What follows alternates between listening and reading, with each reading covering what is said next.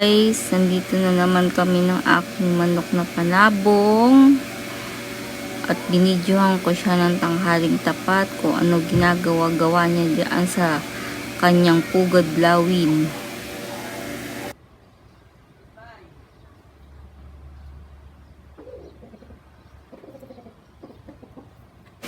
Yan, nag-iikot-ikot lang siya dyan, guys. Dati, ang daming langgam dyan sa gilid-gilid niyan, guys. Sa mga tubo-tubo dyan. Ngayon, nawala na. Kasi, isa-isa niya na. Siguro kaya siya gumaganon yung balahibo niya. Tinatanggal niya yung kuto niya. Kasi mainit nga, guys, diba? Pinukuto yung manok. Makati siguro yung katawan niya. Kaya siya gumaganon. Pinapagpag niya yung kanyang katawan. Okay, once again guys, don't forget to subscribe my other content guys. Nagdagdag ako dyan ng mga construction worker, yung ginagawa ng asawa ko. Suportahan nyo rin guys yung mga street foods, pagkain. Ano ba street foods, pagkain, diba? Yung mga lutong ulam, of course, majority. Tapos yung mga footage ko na bigla ko na lang nakikita nakakaiba. Yan, ina-upload ko rin kasi sayang may mga nanonood din, guys. Once again, maraming salamat sa mga nanonood at manonood pa, guys. Suportahan niyo po yung video namin, guys.